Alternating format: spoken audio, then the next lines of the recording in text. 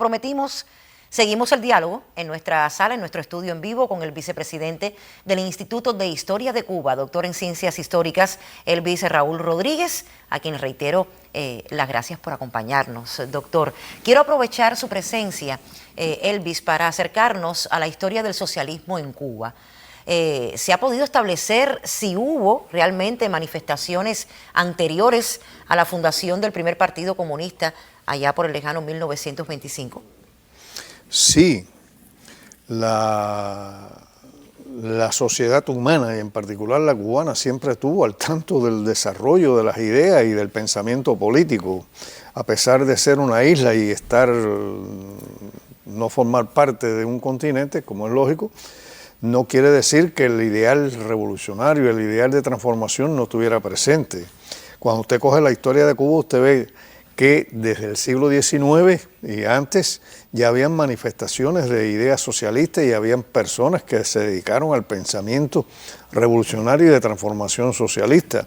En un espacio como este no es posible hacer una historia completa del pensamiento revolucionario y el pensamiento socialista, pero sí hubo figuras muy destacadas, Diego Vicente Tejeda, y así sucesivamente fueron pasando de generación en generación, Carlos Baliño, Julio Antonio Mella. Es decir, hay un proceso de maduración gradual, poco a poco, como proceso de transformación de pensamiento también, en que el ideal socialista siempre se contrapuso al ideal del capitalismo. Desde luego, no fue hasta 1925 en que por primera vez aparece un partido comunista con objetivos de transformación política muy serios, muy fuertes. Por supuesto, en aquellos momentos no era viable, no era posible la correlación de fuerza, el desarrollo del pensamiento propiamente en Cuba, la influencia que tenía el capital y los medios de divulgación masiva contrarios al ideal socialista, porque le dolía, porque era cuestión que transformaba por completo la sociedad y lo que imperaba en el mundo era el capitalismo. Cualquier síntoma, cualquier manifestación, cualquier idea que conllevara la transformación de una sociedad, de un régimen político, de estructura propiamente capitalista a un ideal superior de socialismo, era totalmente aniquilado, es decir, todas las fuerzas se movilizaban para hacerlo. Ahora, este partido no pudo lograr el objetivo, por mucho que luchó, por mucho que se esforzó, por muchas transformaciones que quiso hacer, por muchos procedimientos legales que utilizó, el capital se impuso por impedir cualquier transformación de esta naturaleza. Un partido que prácticamente estuvo ilegal, un partido que se descabezó continuamente, es decir, era tanta la persecución y era tanta la propaganda anticomunista que los comunistas no se veían como una figura normal, no se veían como una figura de apego, no se veían como una figura a seguir, es decir, se les maltrataba, se les humillaba, se les denigraba continuamente. Yo creo que uno de los méritos más grandes que tiene el proceso revolucionario actual, el proceso revolucionario cubano bajo la dirección de Fidel, es precisamente aprovechando todo el potencial del ideal revolucionario acumulado en Cuba, haber logrado una transformación de un sistema político. Por eso ahorita cuando hablábamos si era viable o no era viable la construcción del socialismo en Cuba, ningún proceso se hace por espontaneidad. Los procesos, los cambios políticos obedecen a razones objetivas y subjetivas. Las condiciones que había creado el capitalismo en Cuba dieron motivo a una revolución, pero una revolución para transformar, una revolución para cambiar, una revolución para hacer cosas nuevas, para hacer cosas distintas, que dieran respuesta a los intereses de un pueblo, que dieran respuesta a los intereses de una sociedad.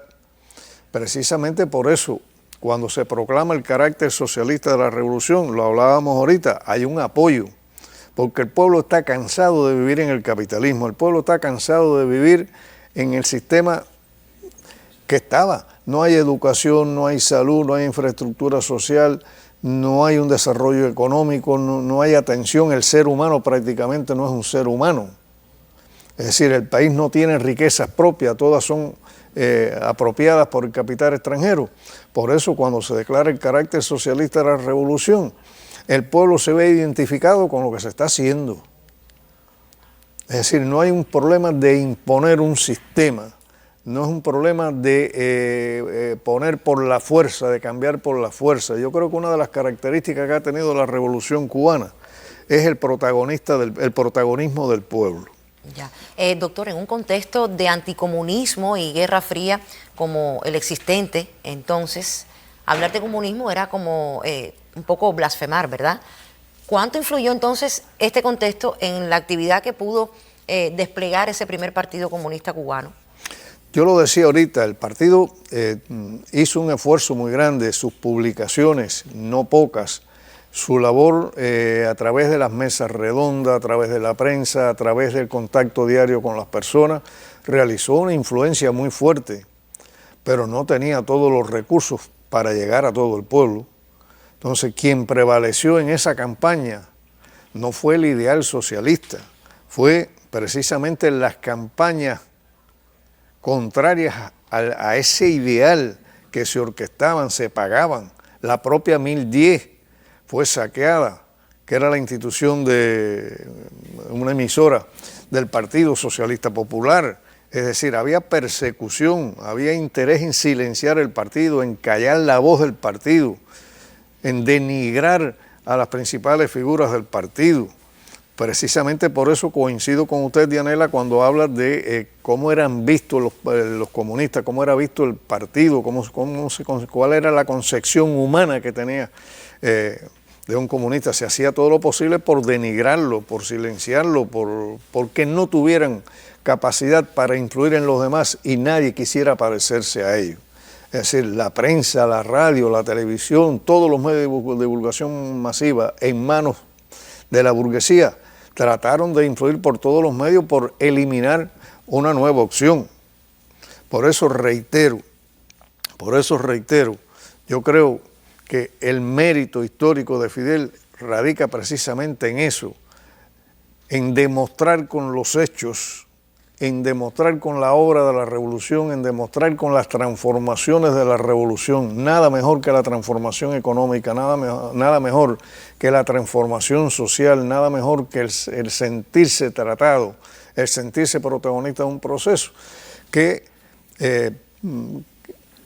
constituyen las bases, constituyen las razones para que el pueblo pudiera apoyar esta transformación. Yo le agradezco muchísimo, doctor, su presencia hoy, esta mañana, en un día tan especial y recordar la historia un día como hoy. Gracias, muchísimas gracias por su valoración.